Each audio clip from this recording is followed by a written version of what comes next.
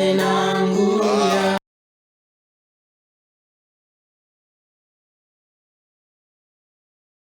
le Seigneur, je voudrais partager avec vous une portion des Écritures que je trouve dans l'évangile de Jésus-Christ selon Jean, le chapitre 14, le premier verset. Ce passage est un verset que nous connaissons. Je lis à l'intention de tous. Au nom de Jésus. Je lis dans la version de la Bible du Semeur. La Bible dit, Jésus dit, que votre cœur ne se trouble pas. Ayez foi en Dieu et aussi foi en moi. Parole du Seigneur. Nous rendons grâce à Dieu pour cette parole, bien-aimée dans le Seigneur. Pourquoi? Parce que c'est la parole de Dieu qui nous fait vivre. Le Seigneur Jésus, en parlant à ses contemporains, il leur dit, ne permettez pas à votre cœur de pouvoir se troubler. Quelles que soient les circonstances qui arrivent dans votre vie. Gardez votre cœur par-dessus toute autre chose. Cette parole est en accord avec une écriture tirée du livre de Proverbes qui dit que notre cœur, c'est dans notre cœur que se trouvent les sources de la vie. Et parce que c'est de notre cœur et c'est dans notre cœur que se trouvent les sources de la vie, nous devons le protéger, le garder, plus qu'aucun autre bien ici sur cette terre. Laissez-moi vous dire une vérité, bien-aimée dans le Seigneur. Beaucoup de nouvelles qui arrivent dans nos vies. Beaucoup de situations et de circonstances que nous rencontrons dans notre vie. Non pour seul objectif que de nous faire perdre notre paix, que de nous faire perdre notre tranquillité, notre quiétude. L'objectif de ces choses, c'est de troubler nos cœurs. Pourquoi? Parce que lorsque le cœur d'un homme est troublé, cette personne est désarticulée. Cette personne est perdue. Cette personne n'a plus de repères. Cette personne ne sait plus quoi faire. Pourquoi? Les solutions de nos vies, les solutions aux problèmes que nous rencontrons dans nos vies, nous viennent du plus profond de notre être, de la relation que nous avons avec notre Créateur.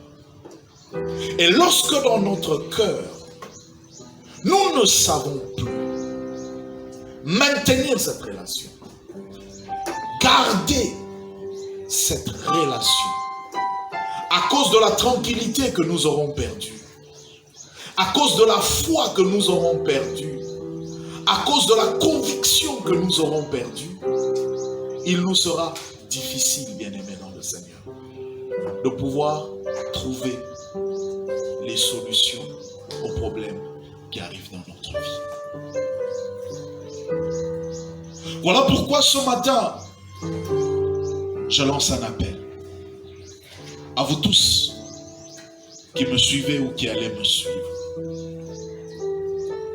Quelles que soient les circonstances par lesquelles vous passez, que votre cœur ne se trouble pas. Je ne sais pas comment vous allez le faire. Je ne sais pas comment vous allez y arriver. Mais vous devez faire quelque chose pour garder votre cœur. Pour protéger votre cœur. Pour barricader votre cœur. Ne permettez pas à des informations négatives s'insinuer dans votre cœur. Ne permettez pas à la peur, au doute d'entrer dans votre cœur. Gardez votre cœur. En ce moment, cette exhortation est plus que d'actualité. Parce que nous sommes bombardés à gauche à droite d'informations sur la mort. L'humanité a passé le cap de 500 000 contaminés par rapport à cette pandémie. Il y a plus de 25 000 morts.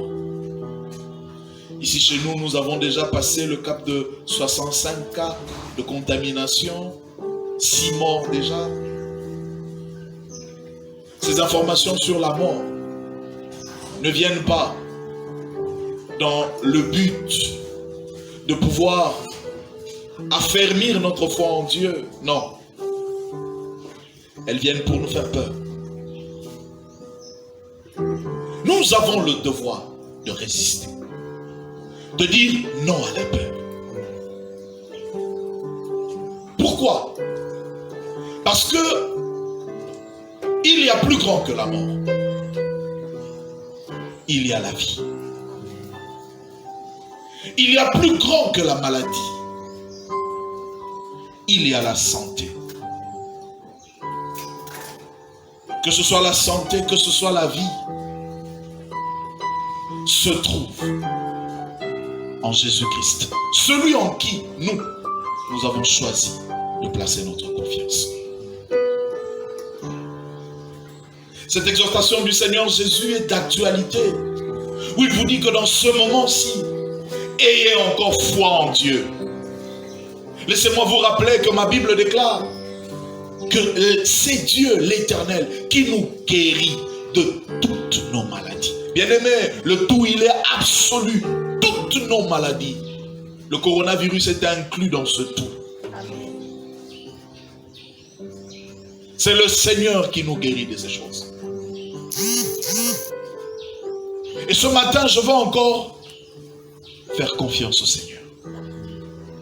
Je veux encore placer ma foi dans le Dieu qui m'a sauvé. Dans le Dieu qui m'a retiré de la boue. Dans le Dieu qui m'a fait du bien, qui a marché avec moi jusqu'à ce jour. Avec lui, nous avons traversé des tempêtes, nous avons traversé des océans. Et en aucun moment, son secours n'a manqué. Et je peux vous dire qu'en ce moment si précis et particulier, son secours ne manquera pas. Pourquoi? Parce que son secours ne manque jamais. Surtout dans les moments de détresse. C'est ce que dit la parole. Nous sommes dans des moments de détresse. Et dans ces moments de détresse, son secours ne va pas manquer. Il est avec nous. Il ne nous a pas abandonnés. Il ne va pas nous abandonner. Il n'a pas l'intention de nous abandonner. Il n'a pas la volonté de nous abandonner. Il a dit, je serai avec vous jusqu'à la fin des temps. Je veux encore ce matin placer ma foi en Dieu. Je veux encore dire au Seigneur, Seigneur, je crois en toi. Je ne crois pas en lui parce que j'ai peur du corona, non. J'ai commencé à croire à lui avant le corona. Et après le corona, je continuerai à croire en lui. Parce que je sais que du corona et de moi, c'est moi qui en sortirai vivant. Parce que j'ai un Dieu qui est vivant. Bien-aimés dans le Seigneur, je vous encourage à placer encore votre foi en Dieu.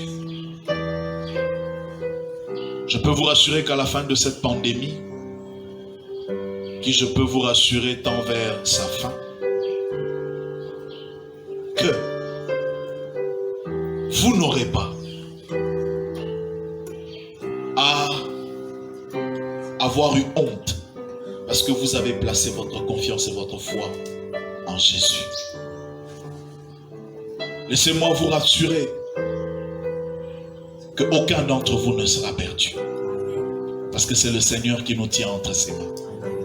Lorsque nous compterons, lorsque nous ferons le dénombrement à la fin de cette pandémie, nous dirons au Seigneur, Seigneur, merci. parce que nous n'en avons perdu aucun. Je vous exhorte et je vous encourage à respecter les mesures édictées par les autorités sanitaires. Se laver les mains. Vous savez, l'hygiène n'a jamais tué quelqu'un. Au contraire, ça vient pour nous aider à assainir nos modes de vie.